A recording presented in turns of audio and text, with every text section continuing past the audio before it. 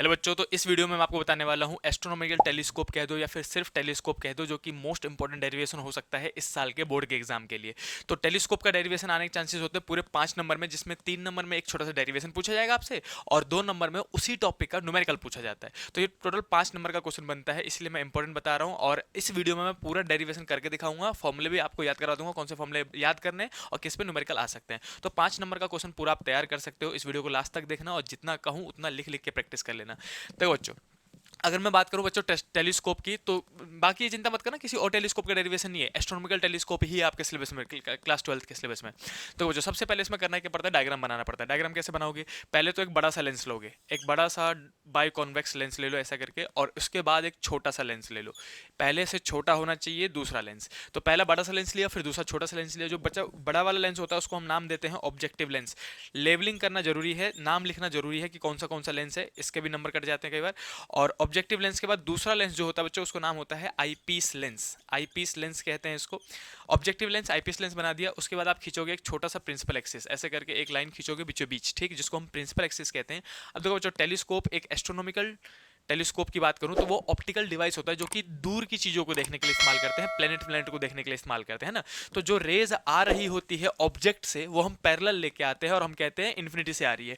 रे कैसे लेके आओगे, एक रे के लेके आओ ऑप्टिक सेंटर पे, यहाँ पे मार्क कर दो कि यहाँ पे रे लेके आनी है। सीधी सीधी लाइन ऐसे करके यहाँ से ऐसे करके लेके आओ, और इसको आर पार होने दो सीधी सीधी, जहां तक हो रही है यहाँ इतना बड़ा सीधा सीधा लाइन हमने खींच दिया।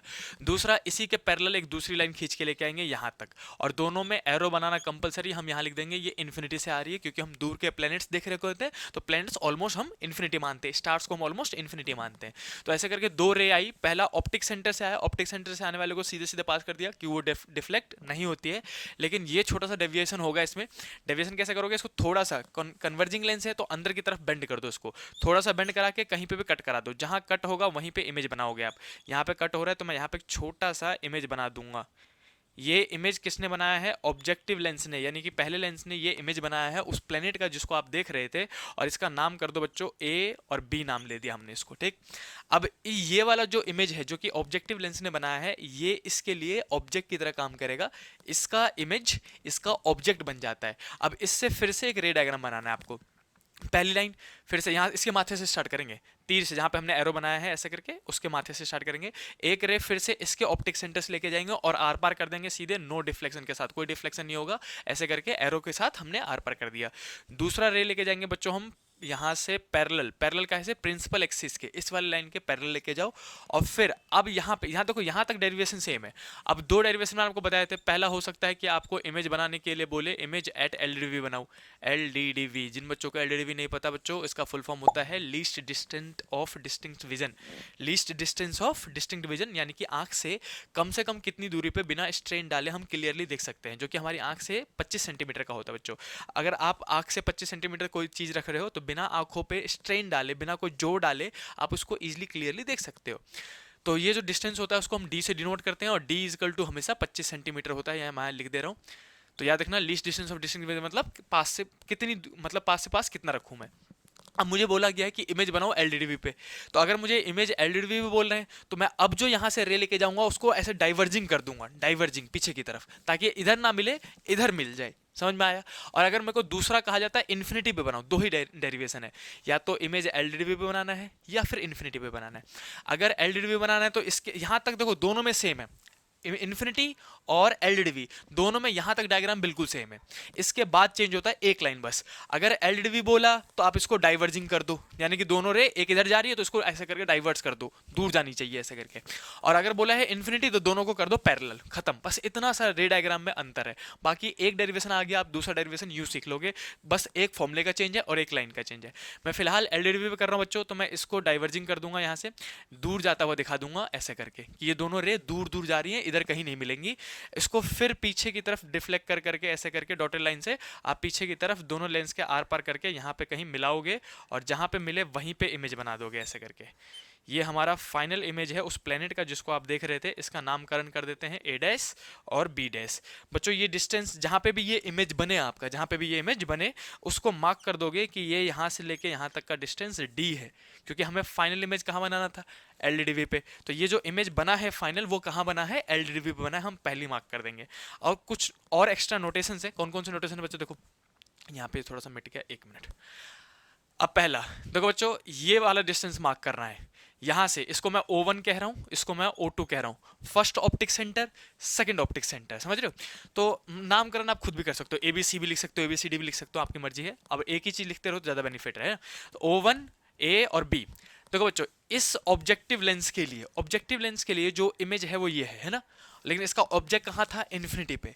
जब ऑब्जेक्ट इन्फिनिटी पे हो तो इमेज कहाँ बनता है, फोकस पे। यानी कि यहाँ से लेके यहाँ तक की जो दूरी है बच्चों वो focus of objective lens FO mark किया जाता है। FO मतलब होता है focal length of objective lens, O वाला ऑब्जेक्टिव लेंस, ठीक। अब दूसरा, यहाँ से लेके यहाँ तक का डिस्टेंस। अब मुझे पता है ये वाला जो इमेज है जिस जो कि ऑब्जेक्टिव ने बनाया था वो इसका कैसे काम करेगा, ऑब्जेक्ट की तरह। इसका इमेज इसका ऑब्जेक्ट बन जाता है। तो ऑब्जेक्ट डिस्टेंस को बच्चों यहाँ से लेके यहाँ तक के ऑब्जेक्ट डिस्टेंस को U और E मार्क करेंगे। U मतलब होता है ऑब्जेक्ट डिस्टेंस और E मतलब आईपीस लेंस की बात चल रही है, ठीक है। और इस वाले डिस्टेंस को आपने D मार्क कर ही दिया है। तो इतना सा नोटेशन था, ये डायग्राम बनाना आना चाहिए। डायग्राम बन गया आपका 1 नंबर तो यहीं पे गोल हो गया, 3 नंबर का डेरिवेशन आता है। अब डेरिवेशन करना कैसे है, तो 2 एंगल मार्क करने बच्चों। सबसे पहला एंगल यहाँ पे मार्क करना है अल्फा। अल्फा क्या होता है, वो एंगल जो कि ऑब्जेक्ट बना रहा होता है। Alpha is the angle subtended by object. और दूसरा इमेज, इमेज कहाँ है, फाइनल इमेज देखो बच्चों, ए डैश बी डैश, ये है हमारा फाइनल इमेज। तो ए डैश बी डैश ने जो फाइनल एंगल बनाया होता है ये वाला होता है बीटा।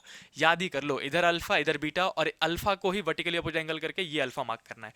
आपको रटा होना चाहिए डेरिवेशन। अभी तो समझ रहे हो आप, समझ समझ के कर लो। एक बार लिख के देखो, 2 बार लिख के देखो, तीसरी बार तो आपको रट जाना चाहिए कि एग्जाम में आया, मुझे समझ में आ के इन्फिनिटी पे या फिर एलडीडी बनाना है, जल्दी जल्दी बनाना स्टार्ट कर दिया, 2 मिनट के अंदर बन जाना चाहिए ये सब। एग्जाम में आप समझ समझ के करने थोड़े जाओगे, एग्जाम में तो आपको रटी होनी चाहिए चीजें, तब जाके 94 95 के नंबर आसपास आएंगे आपके। तो ये बच्चों इधर मैंने अल्फा मार्क किया, इसका वर्टिकल अपोजिट एंगल ये अल्फा हुआ। इमेज वाला एंगल बीटा मार्क किया। अब मुझे पता है यहाँ पे अल्फा बनेगा, यहाँ पे बीटा बनेगा, बस इतना सा पता होना चाहिए। इसके बाद ट्रायंगल में चले जाओ, मैं यहाँ लिखूंगा बच्चों इन ट्रायंगल। अब डायग्राम खत्म हो गया, डायग्राम के बाद कैलकुलेशन कैसे करते हैं, कैसे मैग्निफिकेशन का फाइनल फॉर्मूला डेरिवेशन निकालते हैं। तो हम बोलेंगे इन ट्रायंगल O1AB। अब O1AB वाला ट्रायंगल देखो, O1 ये रहा, A ये रहा, B ये रहा, ये छोटा वाला ट्रायंगल दिख रहा है सबको। इसमें आप निकालोगे tan अल्फा, क्योंकि वहाँ पे अल्फा बन रहा है तो tan अल्फा का जो फॉर्मूला होता है परपेंडिकुलर अपॉन बेस। अब मैं यहीं से tan अल्फा निकालूंगा तो tan अल्फा इजकल टू में परपेंडिकुलर, थीटा के सामने वाला बच्चों परपेंडिकुलर होता है। परपेंडिकुलर कौन है, ए बी की दूरी है ना, तो मैं लिख दूंगा परपेंडिकुलर है ए बी। और बेस, बेस मतलब होता है थीटा के बगल वाला, ये वाला दूरी O1 से लेके A तक। O1 से लेके A तक की जो दूरी है वो बेस है, और O1 से लेके A तक ऊपर देखोगे तो वो FO के बराबर, तो डायरेक्टली मैं FO लिख दूंगा। इक्वेशन नंबर 1 हो गया मेरा। ऐसे करके दूसरे ट्रायंगल में जाओगे, पहले इस वाले ट्रायंगल में जाके tan अल्फा निकाल लो, इस वाले ट्रायंगल में जाके tan बीटा निकाल लो, और दोनों को डिवाइड कर दो, मैग्निफिकेशन निकल जाता है। इतना आसान डेरिवेशन है। देखो मैं यहाँ पे कर रहा हूँ, अब मैं लिखूंगा इन ट्रायंगल O2AB। पहले मैंने O1AB लिया, अब दूसरा O2AB। इसमें एंगल क्या बन रहा है, बीटा, तो हम लिखेंगे tan बीटा इजकल टू होता है परपेंडिकुलर अपॉन में बेस। परपेंडिकुलर कौन है यहाँ पे, तो फिर से AB आ जाएगा, परपेंडिकुलर है ना। और बेस कौन होगा बच्चा, बेस होगा A से लेके O2 तक। A से लेके O2 तक ऊपर देखोगे तो वो UE के बराबर है, तो हमने यहाँ पे लिख दिया UE। तो ये हो गया हमारा मैग्निफिकेशन 2, मतलब इक्वेशन नंबर 2। तो tan अल्फा निकाला, tan बीटा निकाला। इसके बाद तीसरा काम क्या करना होता है आपको, आप लिखोगे सिंस, हम जानते हैं, सिंस वी नो दैट कि मैग्निफिकेशन का फॉर्मूला जो होता है m इजकल टू, अब ये लाइन लिखनी जरूरी होती है, कई बार टीचरों ने इसमें नंबर काटा है, आपको लिखना पड़ता है कि पहले आप लिखोगे एंगल, मैग्निफिकेशन इजकल टू होता है angle subtended by image. Image ऊपर रहेगा बच्चों, इमेज कहाँ पे, एलडीडीवी पे बनाया है आपने, फाइनल इमेज कहाँ बनाया है, एलडीडीवी पे। तो आप ये लिखोगे पूरा, divided by angle subtended by object, नीचे रहता है ऑब्जेक्ट, और ऑब्जेक्ट हमारा कहाँ होता है, इन्फिनिटी पे। टेलीस्कोप के केस में हमेशा आपका ऑब्जेक्ट इन्फिनिटी है, क्योंकि आप दूसरे प्लैनेट्स को देख रहे हो, स्टार्स को देख रहे हो।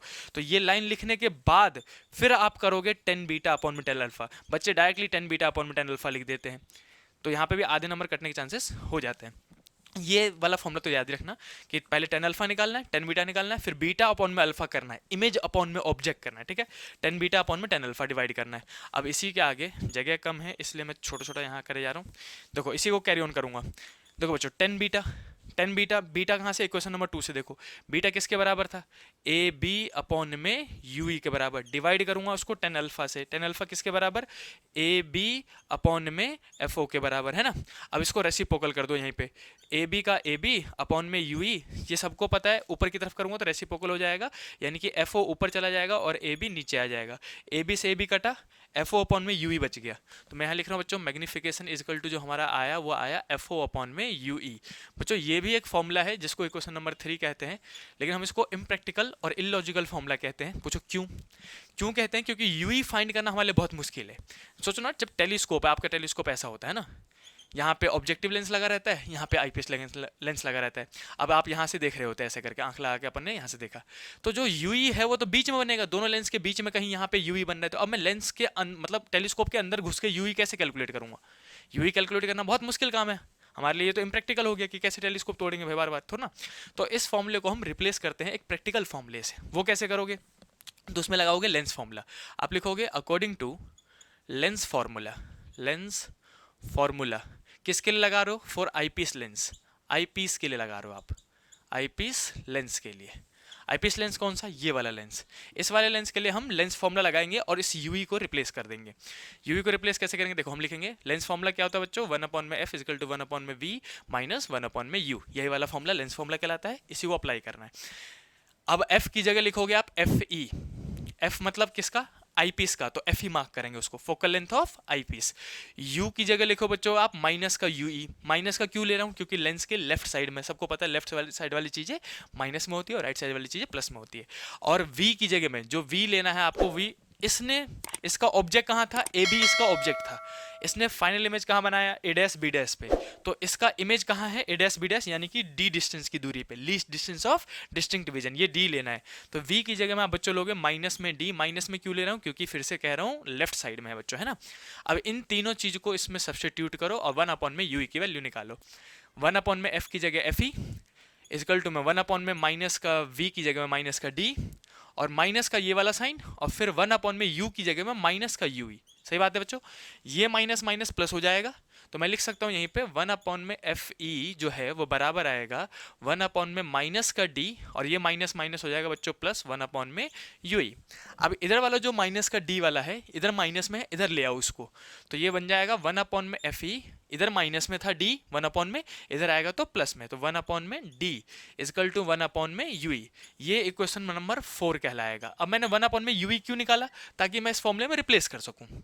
देखो इसमें ऐसे भी तो लिख सकता हूँ, इसको मैं इसको मिटा रहा हूँ, मैं बच्चों इसको ऐसे लिख सकता हूँ ना, एफ ओ को अलग और 1 में यू को अलग, इसको इक्वेशन नंबर 3 कह दो ऐसे करके। अब एफ ओ को हटा के 1 में यू की वैल्यू मैंने निकाल ली, जिसको मैं रिप्लेस कर सकता हूँ इसमें, मेरा मैग्निफिकेशन का फॉर्मूला निकल जाएगा फाइनल। तो फॉर्मूला क्या लिखूंगा बच्चों, बाई पुटिंग, यहाँ पे लिख देना by putting in equation number 3, by putting in equation number 3 में हमने 4 को पुट कर दिया। तो जब पुट करेंगे तो m इजकल टू में मैग्निफिकेशन इजकल टू में एफ ओ का एफ ओ इंटू में 1 में यू था, 1 में यू के हटा, 1 में यू को हटाओ किसको लिख सकते हो आप, 1 में एफ ई प्लस में 1 में डी, तो यहाँ पे लिख दूंगा 1 में एफ ई प्लस में 1 में डी। ये भी एक फाइनल फॉर्मूला है, लेकिन जो आपका टीचर फाइनल फॉर्मूला मांगेगा वो बोलेगा एफ ई को बाहर निकाल के दिखाओ, एफ ई को कॉमन लो नीचे से।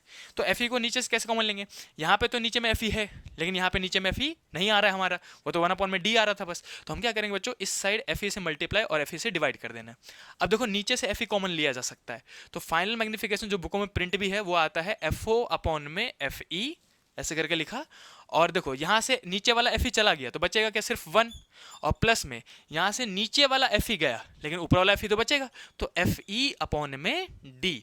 ये बच्चों फाइनल फॉर्मूला है मैग्निफिकेशन का, जो कि एलडीडीवी पे आप निकालते हो। तो ये मस्त 3 नंबर का डेरिवेशन आ सकता है। आई होप कि आपको ये समझ में आ गया होगा। जल्दी से एक बार स्क्रीनशॉट ले लो और अभी लिख के प्रैक्टिस करना, अभी लिख के प्रैक्टिस कर लोगे बच्चों तो सब कुछ समझ में आ जाएगा। हो सके तो वीडियो को पॉज करो, अभी एक बार लिख के देखो। इसके जस्ट बाद मैं आपको इसी में एलडीडीवी को हटा के इन्फिनिटी वाला वीडियो कराऊंगा। जल्दी से आप चाहो तो वापस स्क्रीनशॉट ले लो, मैं हट जाता हूँ, एक बार समझ भी लेना जल्दी से। पहले हम बनाते हैं रे डायग्राम, फिर 10 अल्फा 10 बीटा निकालते हैं, फिर दोनों कर देते हैं डिवाइड, डिवाइड करने के बाद लेंस फॉर्मूला लगाना है। 4 स्टेप आपको जनरली याद रखनी है। पहला क्या था कि रे डायग्राम बनाना है, दूसरा क्या था कि टेन अल्फा टेन बीटा निकालो। उसमें टेन अल्फा टेन बीटा निकालने के बाद आपको मैग्निफिकेशन के लिए बीटा अपॉन में अल्फा करना है, डिवाइड करा, आपके पास यूई वाला फॉर्मूला बनेगा।